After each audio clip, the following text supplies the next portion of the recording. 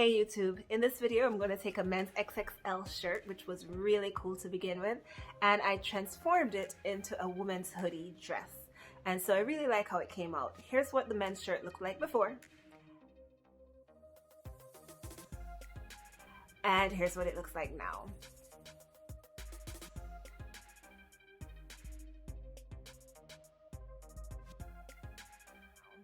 So if you're interested in learning how I made this shirt into a dress, go ahead and keep watching the tutorial. For this and more styles like this, you can visit my shop, linked below. All right, enjoy. So in order to make our hoodie, there are a few things that we need. So the first thing we need is our men's t-shirt, extra large. And we also need a black fabric for the belt portion. I want that fabric to be a little bit thicker, so I'm going to use a bullet fabric. And I want something slightly softer for the top and for the hood. So I'm going to use a jersey knit, a black jersey knit for the hood and for the sleeves. In addition to that, we do need to use something as a pattern. So here I have just the regular old hoodie, and you can use any old hoodie that you have so that you can trace out the shape of the hood. So here is my little hood right here. And I am going to use just a regular dress, a regular sweater dress, to get the shape of the dress. So even though my shirt here is a men's extra large, I don't have a lot in terms of length to work with to make it a dress. So I'm going to have to get really creative in order to make sure it is as long as I need it to be. So what I'm going to do is I'm going to take my dress that I'm using as the pattern, and I'm going to fold it at the underarms, and I'm going to see how far up on the shirt I can place. Okay, so you may notice the underarm of the shirt is here, but I actually placed the underarm of the dress all the way up here, almost close to the top of it. Okay, so I've taken my shirt and I folded it into two. The reason I did this is so that I can get everything that I'm doing symmetric.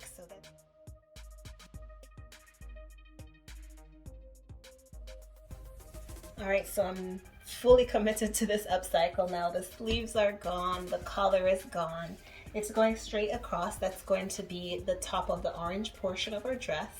And now I'm going to go ahead and I'm going to lay down the dress that I'm using as a pattern on top so that I can get the shape. But before I do, remember the trick we just spoke about. I want my dress to be symmetric, so I'm going to go ahead and I'm going to fold this in half. This is the center line of my shirt. I'm going to go ahead and take my dress, which is also folded in half, and I'm going to place the center line of the dress on top of the center line of the shirt. Now I'm going to go ahead and pin along the shape of the dress, but because I'm pretty sure that the dress has a little bit more stretch than the t-shirt has, I'm going to not pin directly along the dress. I'm going to give it a little bit of room. Okay, since my shirt was originally folded in half, I had to unpin to unfold it and repin. But the trick there is to unpin one pin at a time and then pin over here, and then just keep going. So now I have the shape of my dress, the tube part of my dress pinned, and now I can go ahead and use those pins as a guide. All right, so I am ready to sew the seam at the side of our dress. So I go ahead and place this in the machine.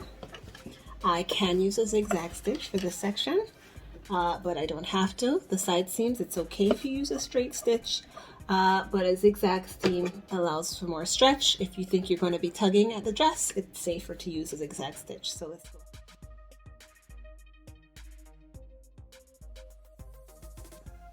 All right, since I'm trying to preserve as much of the fabric as possible, I'm actually not going to cut the dress across for the waistband until I get the side off. So I'm going to go ahead and cut the side off. I'm going to save that. All right, so this is what we have so far. This is the top part of our dress, well, the middle part, because there is going to be a sleeve and there's going to be a hood and everything up there at the top. This is the skirt part of our dress. We're going to have a black belt here. And when we lay out our fabric, in order to cut our waistband, we want to make sure that we've laid it out so that it stretches across. Notice my fabric does not stretch in that direction, so it would be ridiculous to try and get that around anyone's waist if we're trying to cut our waistband going this way. So we're going to go ahead and cut that direction. I think right now, and I'm going to test it out later, but I think I want a waistband that is approximately 2.5 inches wide. So about that wide. I want to be able to change my mind later, so I am going to give myself enough for seam allowance and a little bit extra. So I'm going to cut a 4-inch band, and that will give me the freedom to change my mind if I want it any wider. And if I want it any smaller, that's fine as well. Alright, so I have the top part of my dress on the right side and the bottom part on the right side, but I have the belt area that I'm going to be making on the wrong side because I'm about to pin it to line up with the seams of the skirt and the shirt part of the dress. So I'm going to go ahead and pin that so I can create my belt. Now, one thing that I do want to point out is even though I have a nice fold here that I'm working with, I'm not going to use that fold because I want everything to have a seam going down in a line. I don't want a seam on one side and no seam on the other side. So, all right, I'm going to go ahead and pin. All right, time to sew the waistband. Okay, so now we have our waistband and our skirt and our shirt part. So we can go ahead and start pinning. All right, so now remember that anytime you are pinning or sewing two pieces together, you want to do it on the wrong side. Now you might be wondering, why then do I have the skirt on the right side? Well, what I've done here is I've taken the waistband, which is on the wrong side, and I've looped it over the skirt part. So when I pin, notice that the right side of my waistband is touching the right side of my skirt because it's looped over like this. And so I can now go ahead and pin it, and everything will be pinned on the wrong side so that when I sew it, it's nice and neat on the right side. All right, so I went ahead and I pinned all around.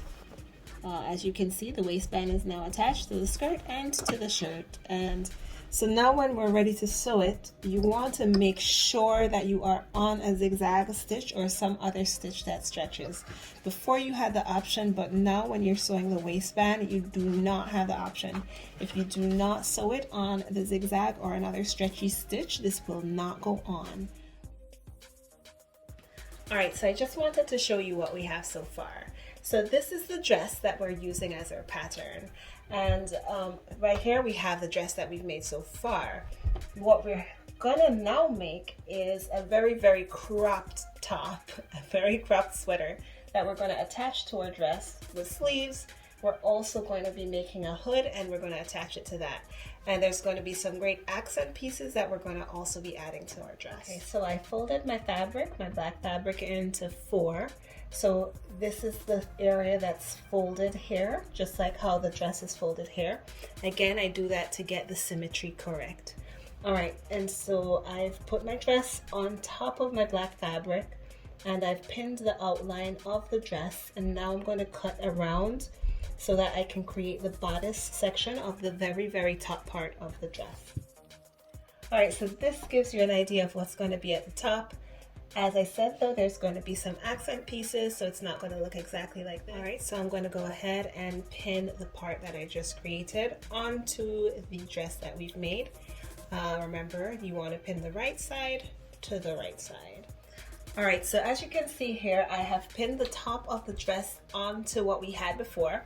But I have not yet sewn it on because I do want to add some accents, and it's easier and neater if I don't yet sew it on before I add the accents. So I'm going to add an orange strip down the center of the back, and I'm going to do something similar in the front that you'll see soon. So again, to make sure that everything is symmetric, I've folded my dress in half, and so this is the center, and this is where I'm going to cut a little strip of black off so that I can add or replace it with a strip of orange.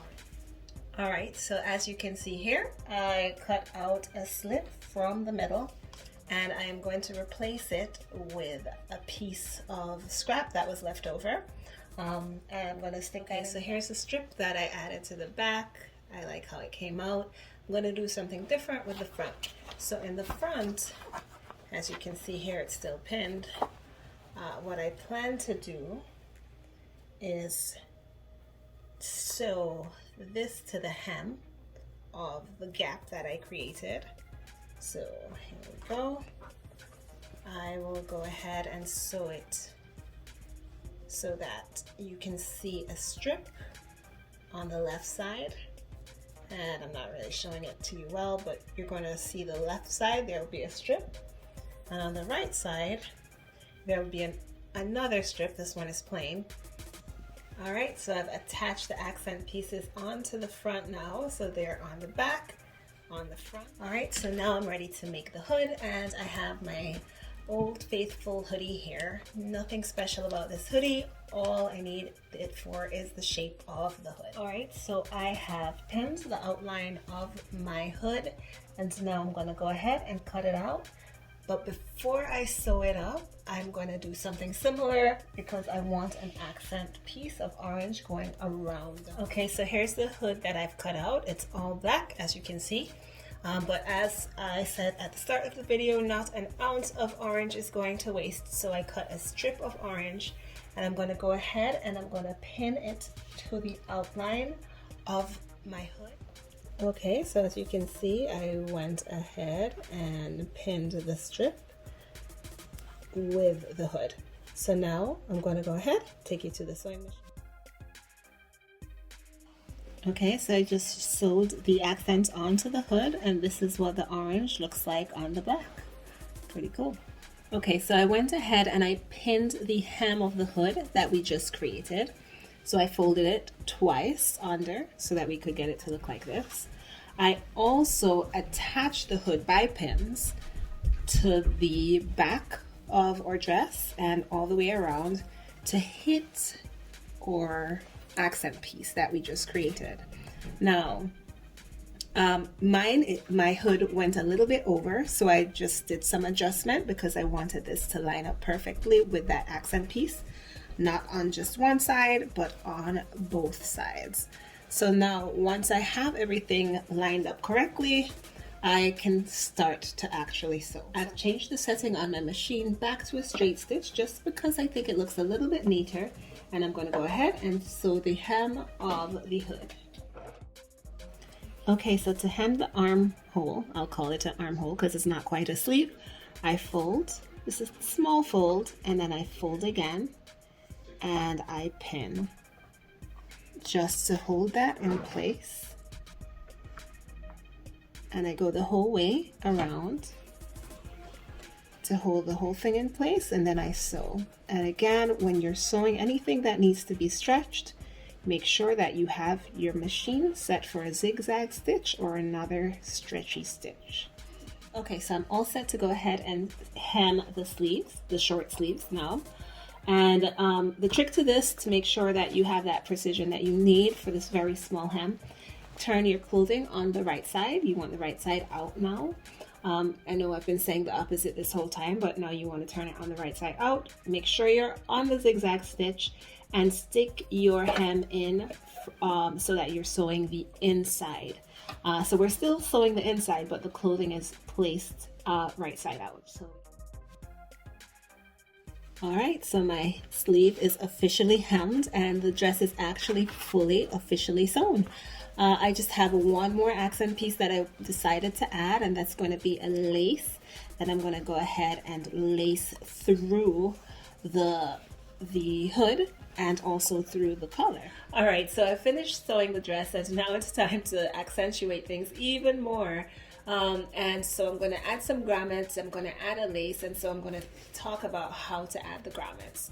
So the first thing I want to say is be careful when you're adding the grommets. You want to make sure that you are not randomly placing them throughout, but you want to make sure things are evenly spaced and that they're symmetric.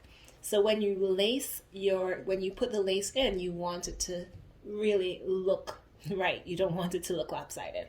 All right, so let's talk about how to add a grommet. I'm going to use a hammer. I have a teeny tiny little scissors with a very sharp point, which is super helpful. And I got a grommet kit off Amazon which I will link to in the description below. So in my grommet kit, it has, I'm not sure what this is called, but it's what I hit. And I have the, not sure what this is called either, but it's what I use to place the grommet. And so you'll see all of this unfold right now. All right, so I'm going to use my accent piece here as my first thing to determine my spacing. So I'm going to have one on the left and one on the right of the accent piece. First thing I'm going to do is create a hole.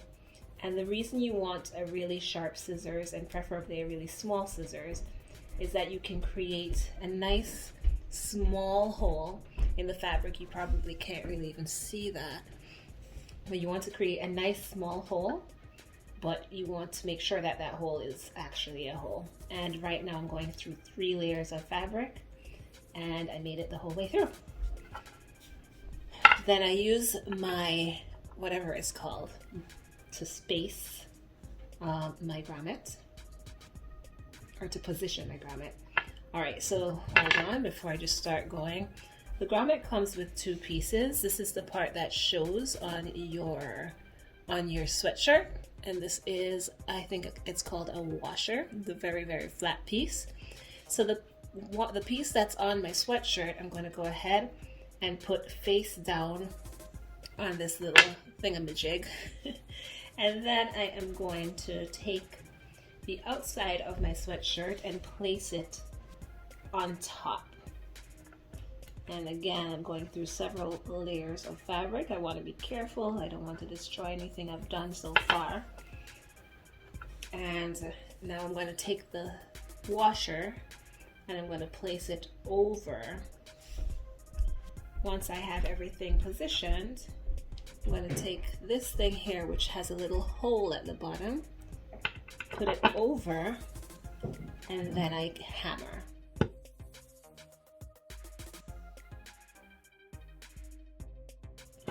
Once you're done, you take it out, and we have our grommet in there.